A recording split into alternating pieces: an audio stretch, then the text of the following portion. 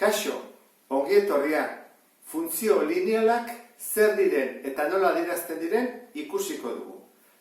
Jakin behar dugu, funtzio lineala izateko modu hontako izan behar duela. Lehenengo mailakoa, I berdin M isa gehi N. M eta N zenbakiak dira. Izan daitezke positiboak, negatiboak, zatikiak, baina bigarren mailakoa ez du izan behar. Orduan, goazen ikustea M zer den eta N zer den. Isakin dagoena M horri malda deituko diogu. Eta zer da funtzioaren inklinazioa?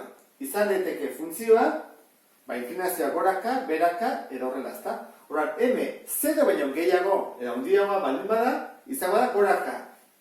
Horan, gorakorra baldin bada, funtzioa horrela izango da, gormuz doa. M ez badugu, hau da, isa bider zero baldin bada, orduan, ez du inklinaziorik, konstantea izango da, horrela joango da, horrela, edo betik, edo dijoanekutik. Eta, malda, zero baino txikiago baldin bada, izango da, beruntz. Ordan, berakorra izango dut, ezta? M zero denean, hartzen du itxura hau, I berdin zenbaki bat, I berdin 3 edo I berdin 4. Hori, funtzio bat izango da, konstantea, noski. Eta gero, N falta zaigu. Bueno, N da, badakizue, gai askea, isarekin lotuta ez dagoena. Eta orduan, N zer esaten digu? I arratzaren ebakidura puntua. Nondik ebakitzen duen I arratza. Hemendik pasatuko den, edo hemendik, edo hortik ez da, lautik, edo zerotik, edo N zero denean, horren N kendu egiten dugu, eta gelditzen zaigu, era honetan da, I berdin M isa. Eta hori deitzen zaio, proportzionaltasun zuzeneko funtzioa. Izan daiteke, I berdin 3 isa, edo I berdin -2 isa, eta hauen ezaugarria, proportzionaltasun zuzena izateko, da jatorretik pasatzen direla. Hemendik, 0-0tik horrela, edo nahi den bezala. Baina, derrigorrez, hortik pasa bat dute. Hau da, honen ezaugarria. Horra hasiko gara, hiru hauek adierazten grafikoki. Horra, lehenengo hau, nolakoa da? M badu eta N ez du. Orduan, hau, proportzionaltasun zuzenekoa da. Beraz, pasa bat du hemendik. Positiboa da. Horrek esan nahi du, gorakorra dela. Izango da beti goraka. Horra eta bat zego. 0-0tik pasatzen dena, gormutz. Orduan, egiten dugu erantara. Jartzen dugu isa eta I, eta ematen dizkegu 3 balore. Bikin nahikoa da. Ze zuzen bat definitzeko 2 puntu behar dira. Baina 3garrena, ondo etortzen da jakiteko ondo ari geran egiten edo ez. Hartu ezakegu, adibidez, 0, bat eta 2. 3 bider 0, 0. Horra, lehenengo koordinatu aurkitu dugu. Bagenekien, 0-0tik pasatzen zela. Konstantea dako. Baina, bueno. Batekin, 3 bider bat, 3. 3 bider 2, 6. Orduan, guazen puntua jartzea. 0-0, bat 3, horran, batekin 3 da, bat 3, horretako da. Eta bikin 6. Hau da, isa, batu zaitezte, eta hau da 6. Eta, horra jarriko dugu. Eta, elkartegi barretugu.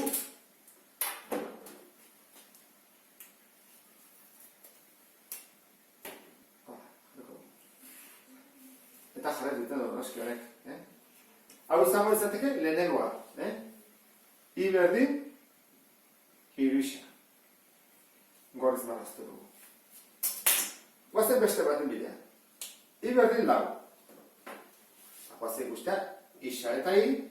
Hau badakigu, izango dela ez dolako isarik konstantea, beraz, maldarik gabe, horrela joango da. Horran, guazen guztia, 0, bat, 2. Isa 0 denean, x bat balio du 4. Eta bat balio duenean, 4. Eta 2 denean, beti da 4. Orduan, hau marraztuko dugu. 0 denean 4, isa 0 denean bat, 2, 3, 4. Bat denean berriro 4. 2 denean berriro 4. Beti da 4. Orduan, hau ere marraztuko dugu. Eta ezker eskubi joango da. bi berdin lau. Hirugarren funtzioa. Ez da bigarren mailakoa, orduan lineala da, zuzen joango da.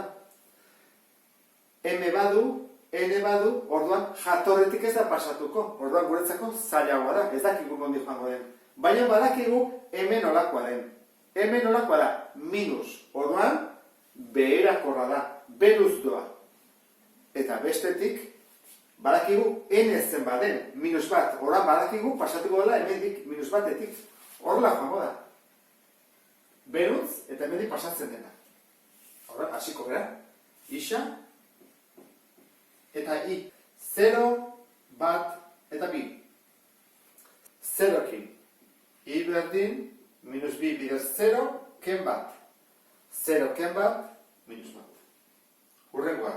I berdin, minus bi bider bat, ken bat. Minus bi bider bat, minus bi. Ken bat, minus bi. Ken bat da minus iru. Eta I berdin, minus bi bider bi, ken bat. Minus bi bider bi da minus lau, ken bat, minus bost. Ikusten zuen bezala, nola malda minus bi den, hau dioa minus binaka. Minus bi, benuz. Guazen badazte, 0-ekin minus bat. Bagenekien hortik pasatuko zela, ezta? Batekin minus iru. Batekin, minus iru. Bikin minus bost. Bikin, ja pasen gian, orduan egingo dugu izango da, marraztu bi haurekin.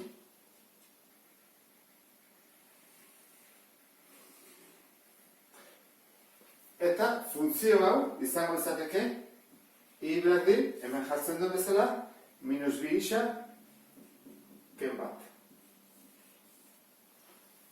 Eta horrela, adieraziko genituzke funtzio linealak. Beste bat arte, eta gur.